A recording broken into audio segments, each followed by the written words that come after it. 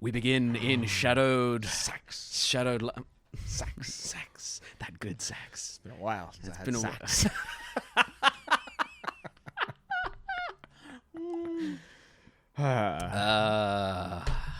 Let's just play. Well, let's make play this the one game. good.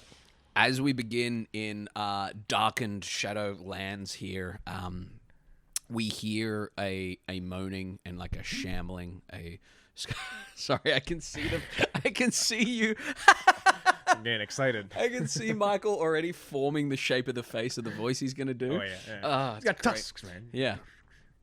Oh boy. This is what you pay the big bucks on the Patreon for Michael and I having a good time. We are using Daggerheart. This is one-on-one Daggerheart. And we are in the Casbold Ocean. A long time before we met our friends in the current campaign, we are in a darkened, shadowed place where there are shuffles and kind of moans and... As we hear these noises, a tall yellow dragonborn in beautiful, beautiful armor. You can see that their armor and their... Dragon what? Oh, shit. Dracona. Dracona. Fuck. Dracona. We're not playing D&D. We're playing Daggerheart. A yellow Dracona who seems to be wearing... oh, shit. What sort of armor are they wearing? Sorry. There we go. A dragonborn who seems to be in full plate armor with what looks to be kind of yellow and white kind of a trim to some of the cloth there, holding a really, really nasty looking dual staff that seems to be wooden but with like inlaid bits of metal and steel. Real nasty looking thing is kind of walking along quietly. As he's walking along quietly, he turns across to an individual beside him. As he turns across, he says, "Dex, watch and learn." He is going to immediately spend a hope to give you +2 to your next roll. Wow. He is going to sprint forward, and as he sprints forward, he dives behind a bush, and you hear... and landing out of the bush is a deceased corpse. Not deceased for Captain Visco killed it, but deceased because it is undead. And as it lands in front of him, who does this body fall in front of? This body falls in front of Dex, a tall and very muscular orcish man, wearing similar robes to Captain Visco.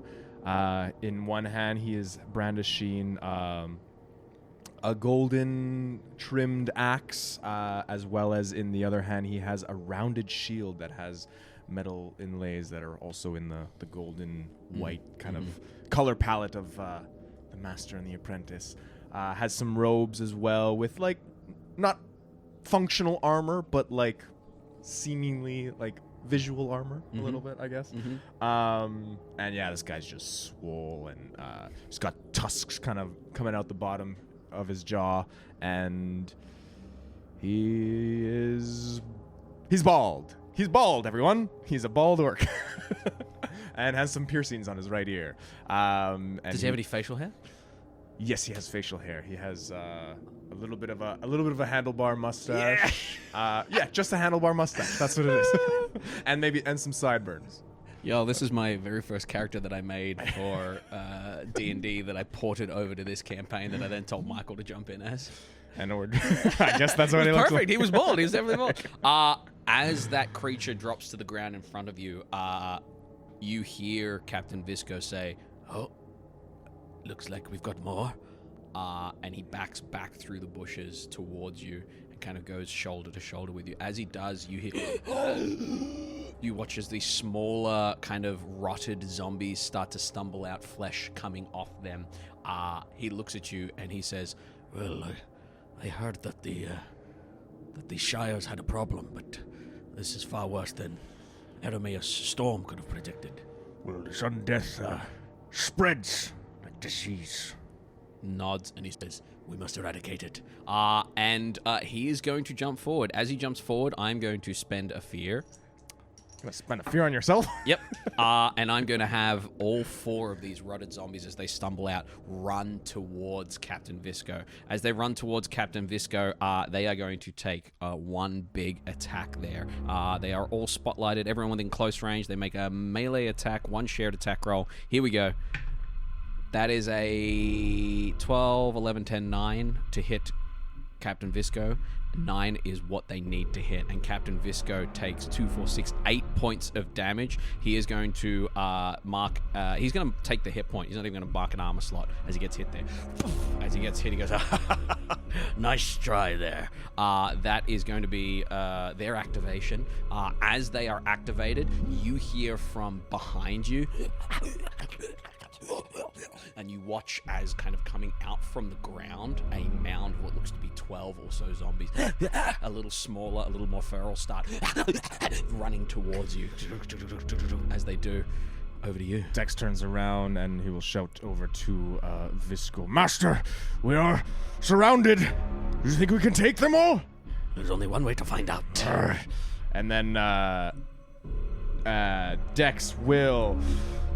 As a winged sentinel, he will kind of flex his muscles, and out of his back, these spectral, bony-like wings, but with like feathers that droop from the bone-like structure of Flaccid feathers. Flaccid feathers.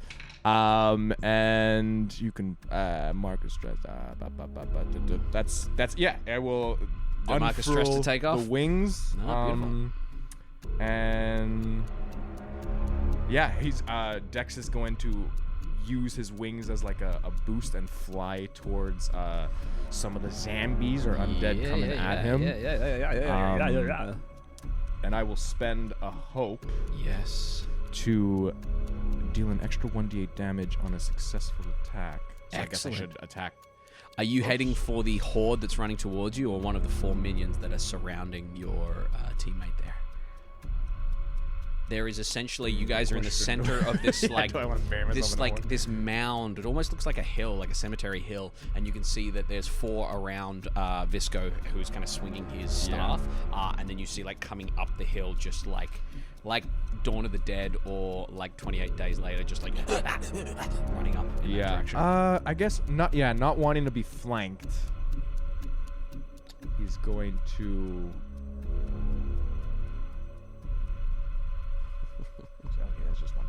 If I had a spell that could, he's going to charge towards where Visco is and just try to regroup, just because strength in numbers. Yeah, but he's gonna fly into the zombies attacking, and I'm gonna attack one of the undead, one of the one that's reaching for Visco's head there. And as he's like flying, he's gonna shout to himself, "Back where you belong."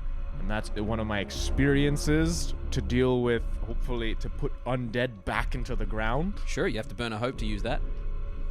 Yeah, fuck it. Let's do it. So you also have a +2 from when Visco said watch and learn, which was his experience.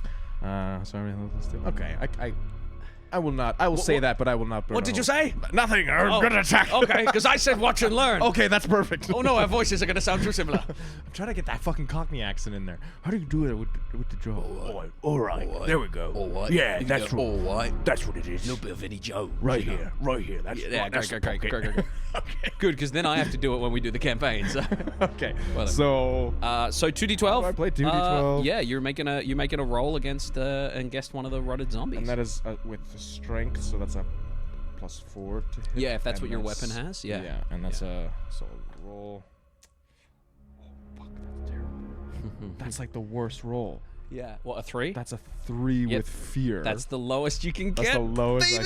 I can get. You swing 3 with fear, +2, 5 with fear. Regardless, it does not hit. Hang on, no. 3 plus 7. 3, 4, 5, 6, 7 plus the 2 from 8, 9. 9 will hit. So a success with fear. Yeah. Okay. You swing. As you swing, this axe. Yeah, this axe kind of No magic comes from it yet, but it's like cutting through the air, and you kind of see like air follicles kind of get cut through. So 3d8. Go for it. And that's going to be +4 plus another d8 because I burnt a hope to as the winged sentinel. Yeah. So that's 4d8 plus 4. Yeah. Best. 17. 17 damage. Excellent.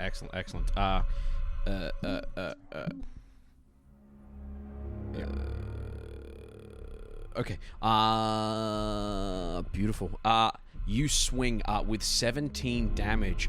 For every damage, this damage, you carve through 3, 6, 9, 12. As you carve through, describe to me how your hallowed axe. What happens with minion creatures in Daggerheart, because we're learning here, is they're defeated whenever they take any damage, but for every 3 points of damage, you defeat an additional minion within range. Tell me how you take out all 4 of these that are around. Your master. So Dex if there's like 4 surrounding the captain, he'll kind of turn at the last second and put his axe out to the side and just encircle them with his wings, like encircle around them, and just kind of do like a 360 around, just letting his axe cut through them like butter using the force of his wings. As they all drop to the ground there, Visco turns and says, "Oh, heads up!" And these 12 zombies, this horde, comes piling in on top of you. As it comes piling in on top of you with that fear, I'm going to go ahead and take my turn. They are going to go ahead and just make an attack roll against you there. That is a 2 to hit you. That's not gonna hit. As they swipe out, they miss, all 12 of them, kind of like no such luck there. Dead scum.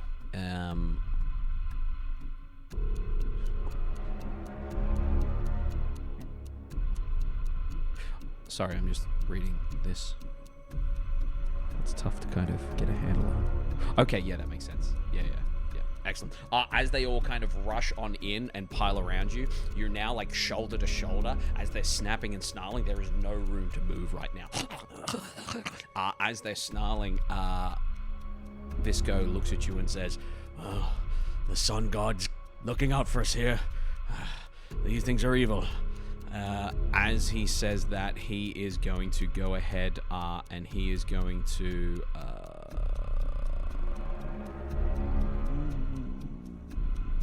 if you want to go ahead and roll an instinct roll for him, please. So 2d12 plus 2 as he swings out at this horde. 19 with hope. 19 with hope. He's going ahead and take a hope. And if you could go ahead and roll 3d6 damage for me as he swipes out. You watch as he swings. 6. Oh, what d6? As he swipes out. 10. 10 points of damage. That's major damage for them. They are going to mark a stress, and they are going to automatically swing back at him. That is going to hit him, and as they swing back at him, you watch as 2 of them kind of chomp into your teammate there, just for 3 damage, which is garbage. And he's going to take that as well, just as hit points. And he just looks and laughs and he says, "This is a great way to train you here. The undead must be destroyed at all costs. They are abhorrent. There is no exception." I'm not understood, Master. "Are you sure?" Yes, I just killed like 4 of them. Well, kill more of them. I'm working on it. It's over to you. So this horde is like... You are surrounded by now, what look to be about 12 zombies right now. Oh, right. I Well, will... about 10 at this point, yeah. Can't really do much there. I will just try and thin the herd a bit. Yeah, go for it. What does these prayer dice do again? You can add any number of them to any roll or reduce any damage. Okay. Yeah, I'm gonna just start kind of use you with the wings out, like using them to like hit and swing with my axe. I'm gonna try and chop my way through the horde. Go for it.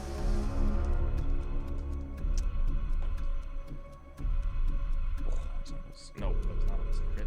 Fuck. Wait, I guess plus strength, right? Yes. Yeah. Whatever weapon you're using should have the 14 with fear. Okay. Beautiful. A 14 will hit. Go ahead and do your damage. Getting a lot of hope. No. With Kaelin, I have hope out the Coming wazoo. out the wazoo. Yeah. 3d plus 4. Fucking hell, man. 2 1s. 12 points of damage. 12 is severe damage for them. You carve this pack down. They are going to mark a stress to attack you back. That is going to be an 11 to hit you. Oh, that hits. As they swipe out the last of the... Whoa, it's going to be 10 points of physical damage. Yeah, I'll take that hit point. Yes.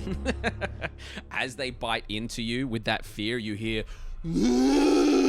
And you look and you see this enormous kind of buff, moldy kind of zombie pull himself up from what looks to be some sort of mausoleum entrance. Did you know they come in that size? I do now. Oh, shit. Don't let it get ahead of steam. As you're kind of like, there's 2 zombies left kind of fighting and eating you guys. And he says, I fear there's something a little nastier at play here. and as that happens, I'm going to spend a fear to spotlight the zombie, put a token on his stat block, and he is going to... Big zombie.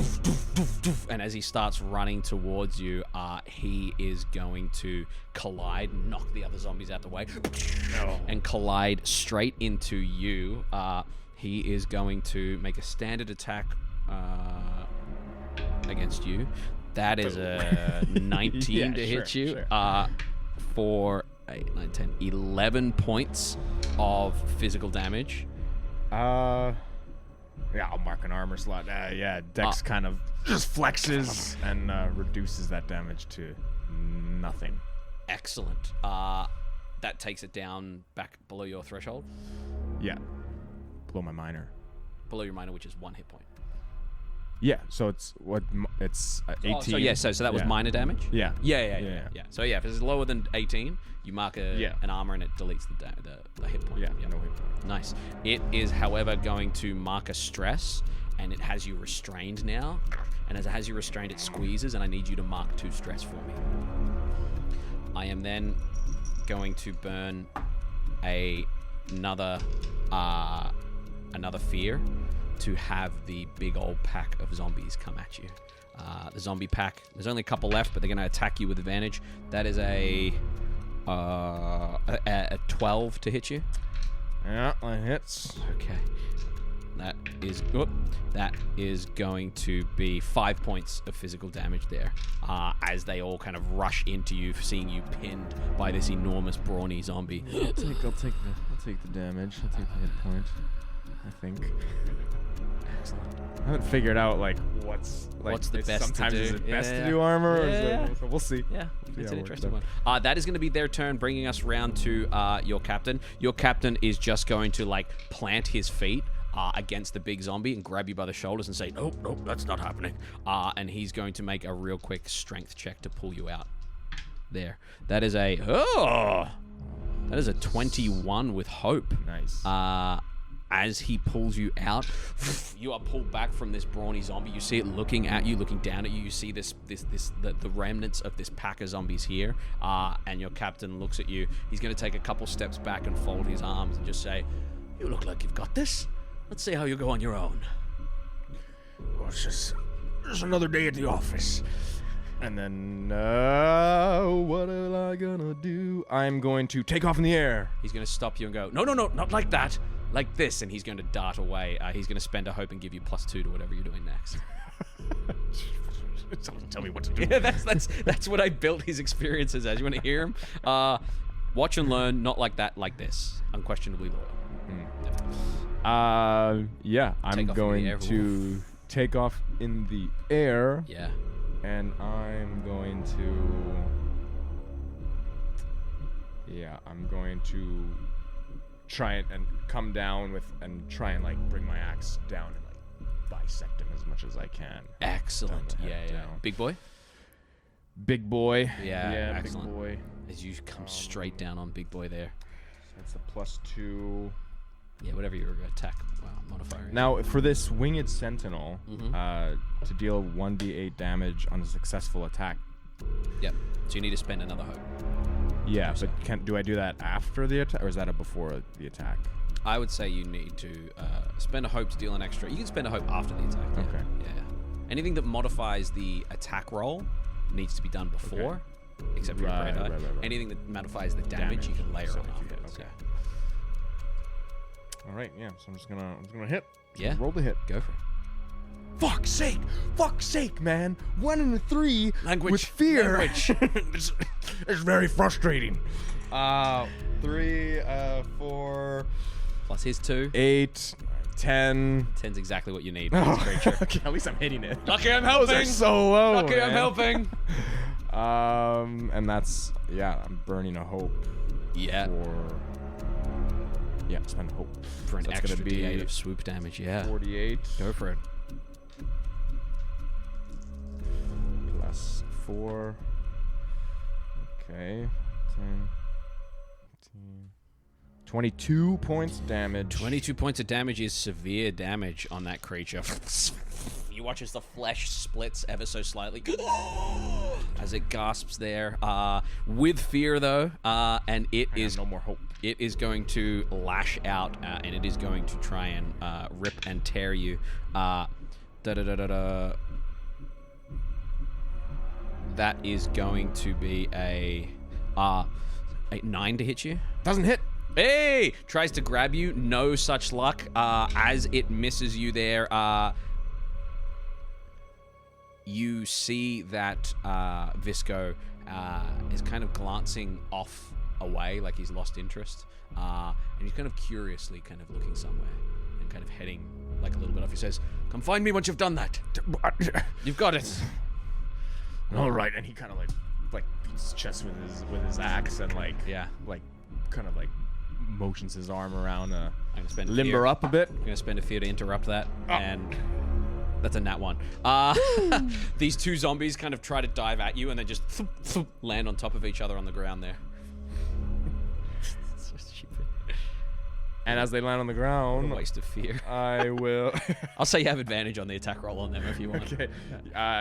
Dex will kind of use them as like a stepping stool, and he'll jump and kind of put all his body into another attack against Excellent. big old zombie boy. Go for it. Yeah. Take advantage because of that nat 1. That's with the A d6. Yeah. d6 just on the attack Yep. roll. Yeah. And then what you would typically do is you would add how many? What's your modifier for your axe? It's a +4 magic. Strength. So what they recommend you do is you put these in your hand as well. What is that? And you toss it all in your thing, and they remind you to add 1, 2, 3, 4. So you put it all in your hand. It just gives you more clicky clacky to play with. That's nice.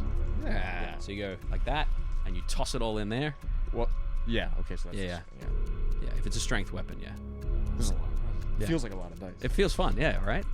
They knew what they were doing. Prayer dice, is that after? Or is You that can add that before? after. Yeah, after a roll. So you go. Okay, so that's with hope. 9, 13, 19, 22, 23 with hope. Take a hope and give me your damage there. Give me that hope. And then See, it's fun. It's fun. You grab Yeah. tokens and you go splash. 48 and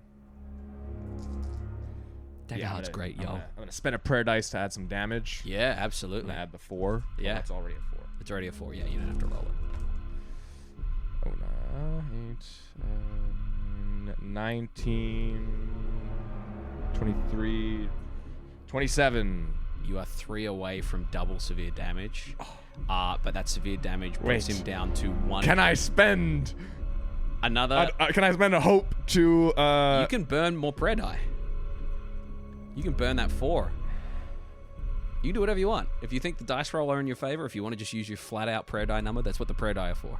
Yeah, I'm gonna use the prayer die. You with Two that prayers. with that +4, you do double severe damage, which is 4 hit points. Tell me how you handle this creature. Yeah, he kind of Dex uses the down zombies as like a stepping stool, and then as he like lifts off with his incredible strength, the wings kind of push off. Yeah. It's an almost unhuman amount of like force that is being projected at this zombie, and as he's charging into him, the wings come into like also like to pierce him through, and he's got like the axe and the wings, and there's a lot of points set in it, and as he's like heading towards the zombie, he yells, "The gods are on our side!" And then he splits just right through, and as his axe and wings embed, he pulls the wings apart, and he splits this thing in half, and he comes out on the other side in zombie guts. As you come out on the other side in zombie guts, breathing kind of heavily, you notice that, Captain Visco has moved down the huge mound here. In the moonlight right now, beautiful clear day in the Shires, you can see the top sails of the Grinning Mermaid, your Holy Hand vessel, in the distance there. You went through training on Fort Storm, the same training that Empire's Guard go through, but you were then kind of given a fast track towards the Holy Hand, these avengers of good, these undead vanquishers, the people that keep the Holy Hand, that keep the Empire honest, quote unquote, before the Tidebound Accord did anything. But We were here first. the Holy Hand were begun by Arameus Storm, who is a good childhood friend of an individual known as Droon, Grand Vizier Droon, and Nathaniel Essex. They were thick as thieves as children. Having been kind of told to sail to the Shires after whispers of some sort of undead outbreak here, Captain Visco thought this was a great chance for your very first experience with undead. And as you look out over the rolling hills of the Shire, the little cottages there kind of shut up for the night for this terror, you see Captain Visco kind of walking down a mound towards what looks to be some sort of like Stonehenge, like rocky array. Yeah, he'll kind of sloop off some of the slop and turn as he passes like the two zombies that are over each other, kind of like they're like in shambles. He just kind of grabs their heads and smacks them. And then he'll kind of put his axe away, put a shield on his back, and he'll make his way towards Master Visco. Visco is Master, wait up. Oh, did you see? What? Look. Oh, well done. Why did you see it happen though? One thing you'll learn in the Holy Hand is that modesty and a lack of ego will get you far. Always a learning. Good. Everything is always a learning. Always a learning. That's your next experience. Always a learning. He looks down, and you see the body of what looks to be a gnomish individual, a long way from Thoxac in the very northern reaches of the ocean. This gnome does not look native to this area, does not look like one of the halfling shire folk. And as the gnome is kind of on the ground there, you can see they're in what looks to be cold weather gear. They seem to have... It's like lying on the ground? Dead on the ground. Oh. You can see they have cold weather gear, a couple of like artificer tools on them, and their hands are kind of curled up. They have wide, kind of terrified eyes.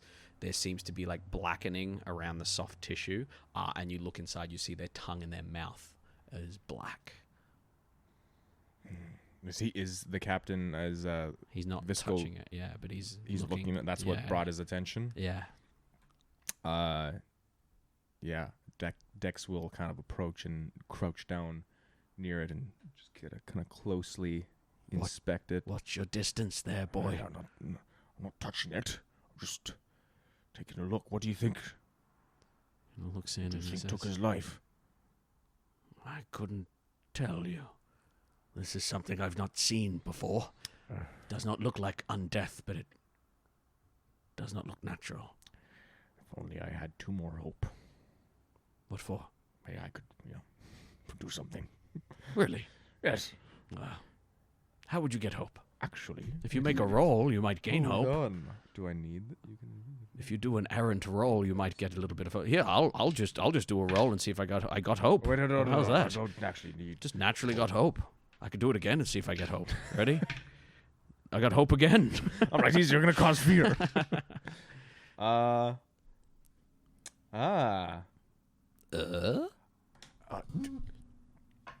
If I may, Master. Yes.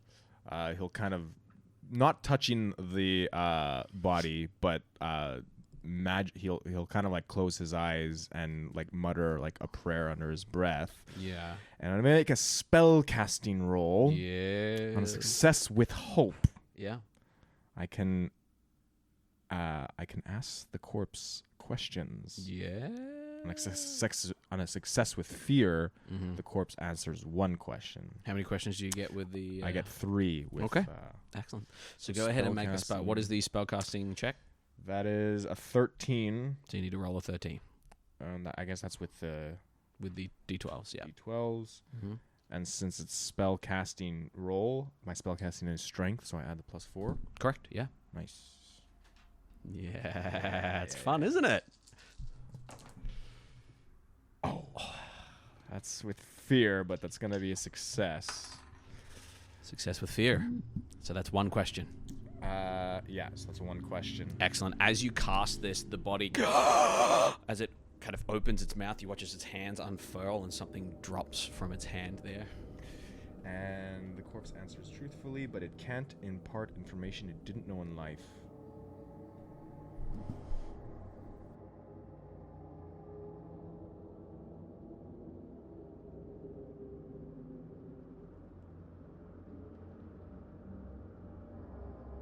Testing, check 1, 2. Check. Excellent. 1. The creature, the gnome, awakens. Something falls from his hand. And I will ask, who or what did this to you? He takes a breath of like air, like he's quenched for thirst. As he sucks in that air, he says,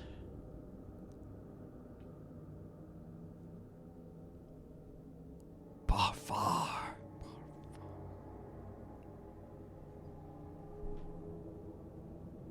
And then he goes, Essex. Essex. Those are places. I know Parfar is a place. Barfar is a place. You can go ahead and make a knowledge roll if you wish to know more about the word he just said. Go for it. Go ahead and give me You just want fear. Yeah. Oh, knowledge. Oh, boy. That's a crit.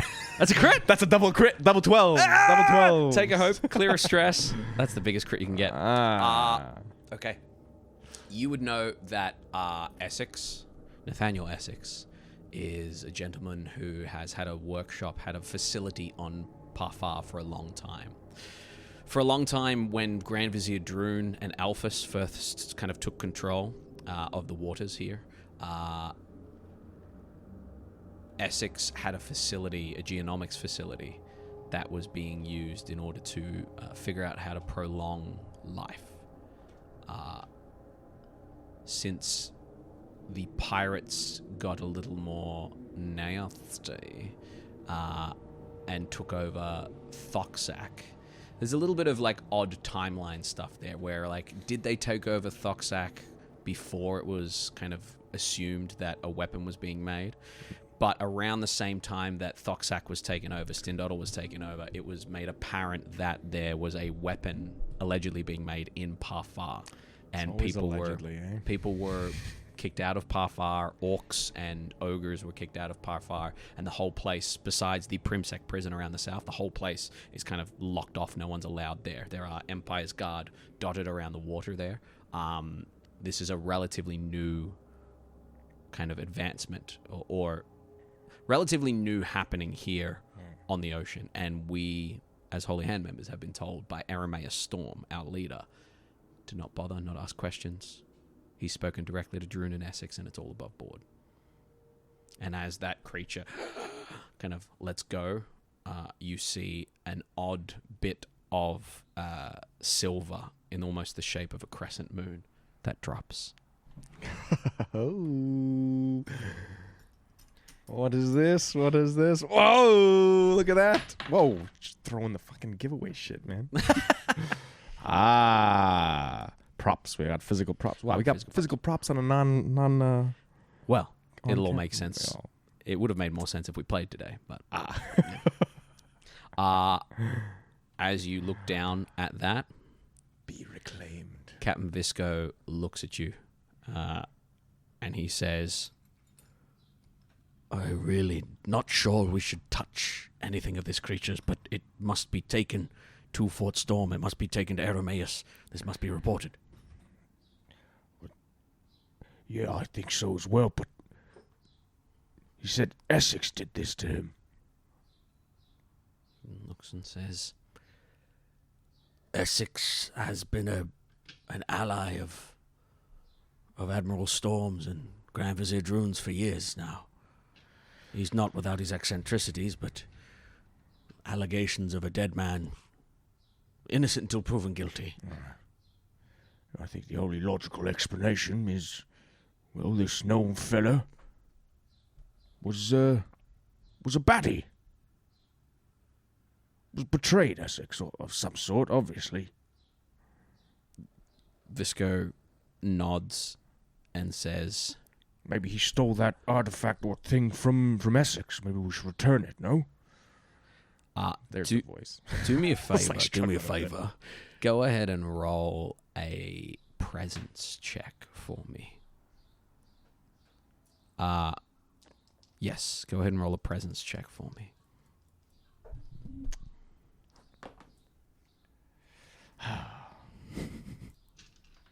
16, 17, 18 with fear.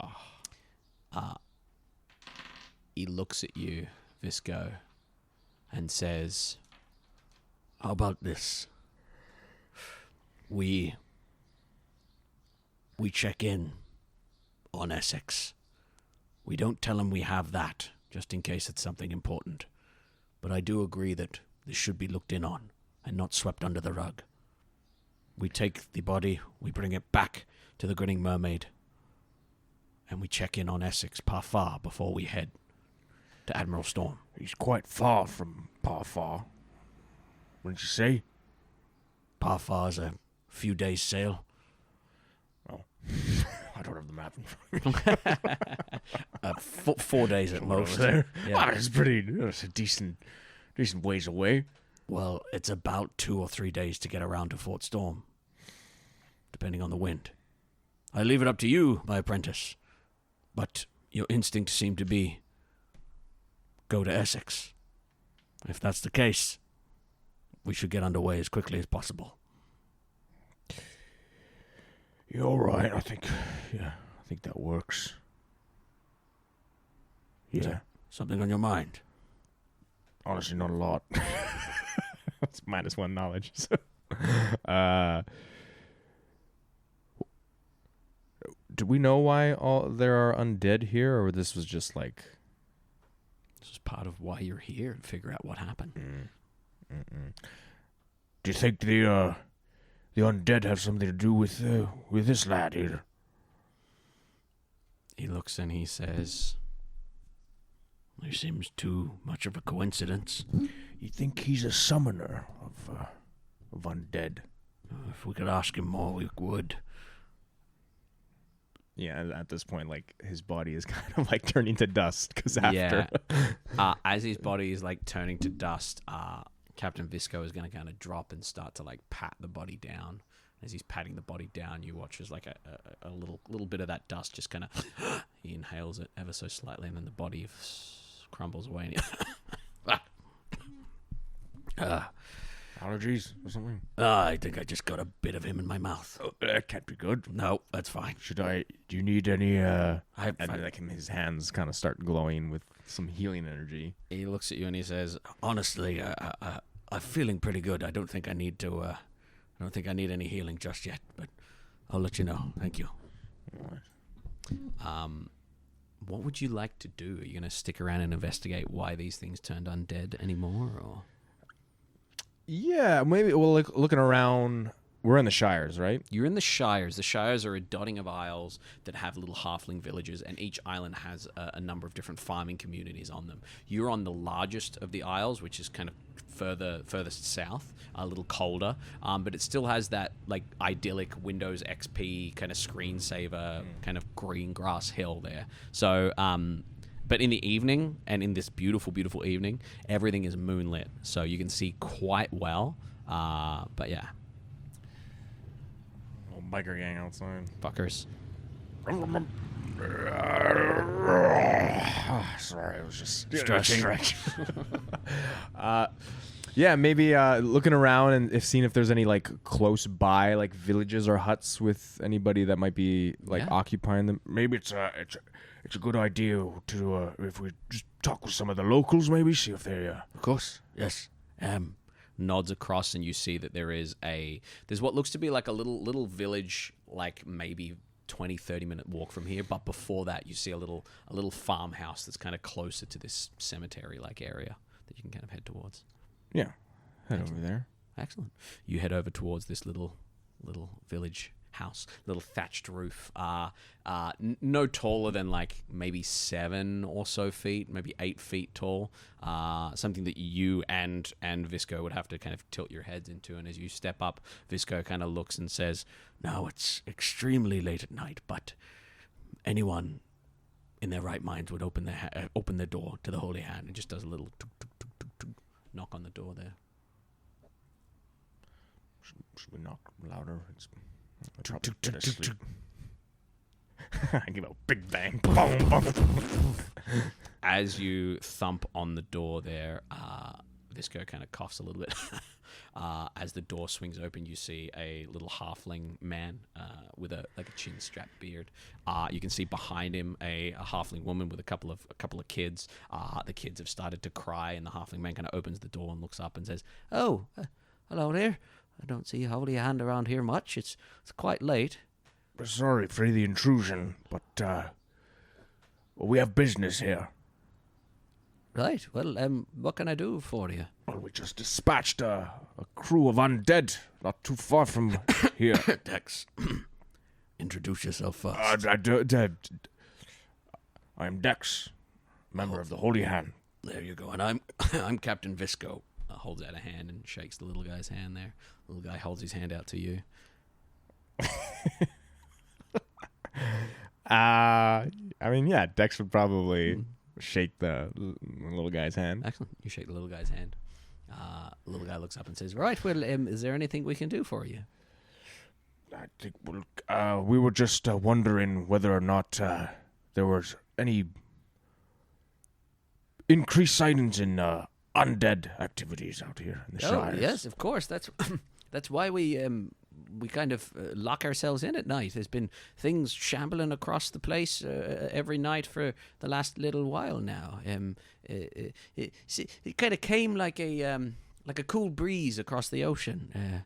The temperature changed somewhat, and the undead started to rise, unfortunately. The last little while, you say? Can you give us an exact time or date? I couldn't swear to it, but sorry, I got a little something in my throat. But it seemed to come from the like look at his hand and like just gonna leave it to his side and just like a little bit of a ways. Yeah. Like now, just people are coughing. Take a stress. Oh. As you're there, you see Captain Visco kind of nods. The little guy, the halfling, says, "Well, as I remember it, there seemed to be a wind from the southwest that kind of swept in and left us a little uneasy. That's about all I can remember there." And no one's doing anything about it in the shires? Boys, that's what. No offense, but that's what. That's what the Holy Hand's for. Visco says, yeah, that's true. No, but what is going on? You guys okay? What? You guys okay? You mind if I come in for a quick drink of water? Yeah, by all means, come on in. Thank you. Oh, you're very welcome. Visco heads in and walks past a little baby and kind of gives the baby a little coochie coo on the cheek and goes, "There's a good little little baby." Sorry, man. Heads in, has a drink there. Steps on out. Sorry for disturbing you. Wind from the southwest, you say? And he says, "Yes, that's right. Well, get yourselves back to bed and rest up." And they kind of shut the door. And Visco looks at you and says, "Well, you know what's to the southwest, right?" Far? Yes. Yeah, that's right. Hang on 1 second. Flame breath to clear his throat. That's better.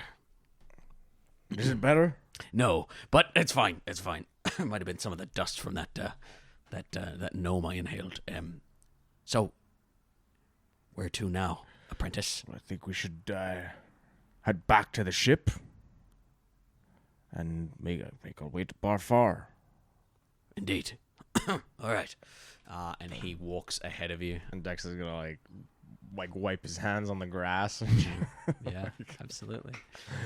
As you wipe your hands on the grass and step away from the halfling's house, you make your way down towards the little modest wooden dock. We'll probably wrap it around as well, just to Yeah.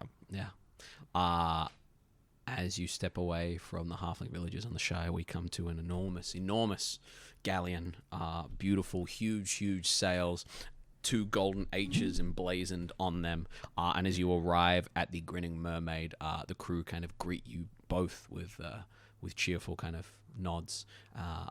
Each Holy Hand vessel is equipped with a number of guns, but the main combatants are you and your master. The rest of the people here are sailors, not like the Empire's Guard vessels where they have people with spears and crossbows. It's literally just you and your master. And as you step on board, Captain Visco says, "How about you get us underway? I'm going to go have a quick lie down and write up a report for Arameus." You know, if you need any... Of course. Look, listen, if I'm a wreck in the morning, I'll get those healing hands you've got there. And he hops into the captain's quarters. The door shuts, and Dex is left alone on the deck of the Grinning Mermaid.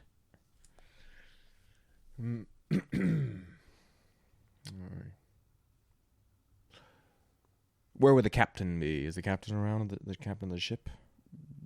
Captain Visco is the captain. He's of the ship. he's the yeah, captain. and of the you ship. are essentially first mate, you would be first mate. You wouldn't be quartermaster. You are a direct underling as opposed to an independent or crew representative. So yeah, you're first mate essentially. So first mate Dex. First mate Dex. All right, lads. Weigh the anchors and set the sails. We're headed due southwest towards Parfar. One of the main men kind of speaks up. You can see he's kind of like balding ring of hair around the outside there, mustache, and he says, "We're heading for Parfar." Any objections to that, sailor? They look around. Only that the Empire's guarding the place and everyone's forbidden to go there. We're well aware that Admiral Storm himself kind of said that all holy hands to stay clear and let the Empire do what they need. And, sure, we don't need to tell you about the whispers of a pirate eradicating weapon there. Well, it's a good thing we're not pirates. Aye. All right, set a course for Parfar. And the ship takes out from the dock south and swings around and makes a southwesterly, almost due west course straight for Parfar. And as the air gets colder and colder, you feel a cool breeze kind of seems to emanate from the distant isle itself. Although you can't see it, you know that it's there. He holds his breath. And that's where we're going to leave our session. Damn.